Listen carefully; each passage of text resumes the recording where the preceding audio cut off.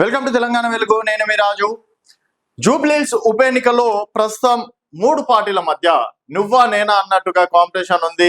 So BRS party మాత్రం sitting స్థానాన్ని ఎట్లయినా సరే గెలిపించుకోవాలని చెప్పేసి బీఆర్ఎస్ చూస్తుంది. ఇంకా కాంగ్రెస్ అయితే అధికారంలో ఉంది. సో అధికారంలోకి వచ్చినటువంటి రెండో ఉప ఎన్నిక, మొదటి ఉప ఎన్నిక కంటోన్మెంట్ గెలిచింది, రెండో ఉప ఎన్నిక కాబట్టి ఇక్కడ డెఫినెట్ గా గెలిస్తేనే నెక్స్ట్ ఏది జిహెచ్ఎంసీలో కాంగ్రెస్ కి ఎదురు లేదు అని చెప్పేసి కాంగ్రెస్ భావిస్తుంది. ఇంకా భారతీయ జనతా పార్టీ ఎంపీ ఎన్నికల్లో దాదాపుగా 60,000 పైన ఓట్లు వచ్చినాయి. అండ్ ఉప ఎన్నికలు అనేది బీజేపీకి సెంటిమెంట్ గా వస్తుంది. తర్వాత ఎంపీ ఎన్నికల తర్వాత 2 ఎమ్మెల్సీ స్థానాలు కూడా గెలవడం అనేది జరిగింది. ఇప్పుడు ఈ ఉప ఎన్నికలు కూడా గెలిస్తే నెక్స్ట్ జిహెచ్ఎంసీ మేయర్ మనదే అని భారతీయ జనతా పార్టీ అనుకుంటుంది. సో ఇక్కడ దాదాపుగా ఓటర్ల శాతం కావచ్చు, దీనికి సంబంధించి ఈసీ కూడా పనులు మొదలు పెట్టింది. దాదాపుగా నవంబర్ లో ఎన్నికలు ఉండబోతున్నాయి. ఇంకో 2 నెలల్లో జూబ్లీహిల్స్ లో ఉప ఎన్నిక రాబోతుంది. సో ఇక్కడ జాగృతి నుంచి కవిత పోటీ చేసే అవకాశాలు ఉన్నట్టు కూడా కొంతవరకు సమాచారం.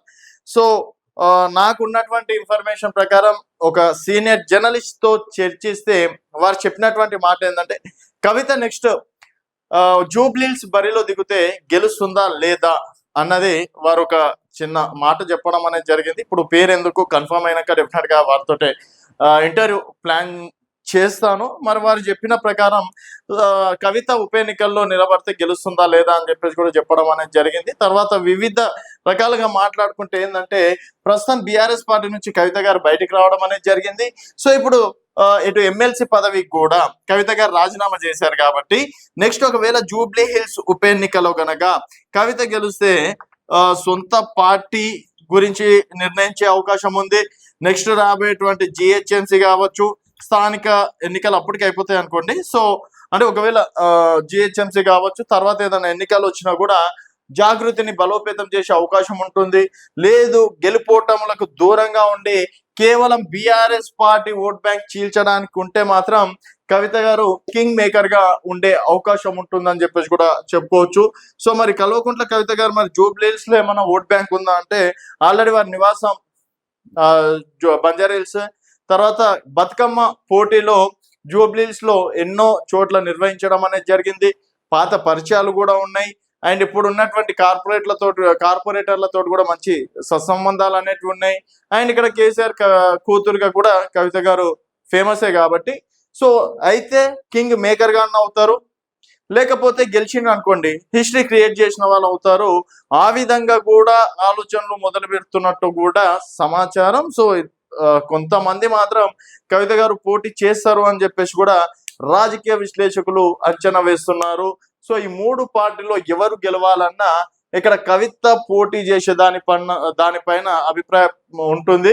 అలాగే ఇప్పటికీ 3 పార్టీలు సో పర్సన్ క్యాండిడేట్స్ అని చెప్పేసి అనుకుంటున్నారు. ఒకవేళ కవిత గారు గనక బరిలో దిగితే డెఫినెట్ గా ఈ క్యాండిడేట్లు చేంజ్ అవ్వడం అనేది జరుగుతుంది. అండ్ టోటల్ గా జూబ్లీహిల్స్ ఉప ఎన్నికలనే దేశవ్యాప్తంగా సంచలనంగా మారుతుంది. ఒకప్పుడు హుజరాబాద్ కావచ్చు, మునుగోడు కావచ్చు, దుబ్బాక ఏ విధంగా అయితే సంచలనాలు సృష్టించిందో ఇంతకు మించి జూబ్లీహిల్స్ ఉప ఎన్నిక సంచలనం అయ్యే అవకాశాలు ఉంటాయి. మరి జూబ్లీహిల్స్ బరిలో కవిత గారు దిగబోతున్నారా, దిగితే గెలుస్తారా లేదా, అండ్ దిగితే బెటరా అనేది మీ అభిప్రాయాల కింద కామెంట్ రూపంలో తెలియజేయండి. ఒకవేళ కవిత గారు దిగకపోయినా జాగృతి నుంచి కీలక నేతనైనా సరే బరిలో దింపే ఆలోచనలు చేస్తున్నట్టు కూడా సమాచారం. చూడాలి మరి మున్ముందు జూబ్లీహిల్స్ ఉప ఎన్నికల్లో జాగృతి ఎంతవరకు కాంపిటీషన్ ఇస్తుంది అండ్ ఆ వార్త ఎంతవరకు నిజం అనేది వేచి చూడాల్సిన విషయం. చూస్తూనే ఉండండి తెలంగాణ వెలుగు.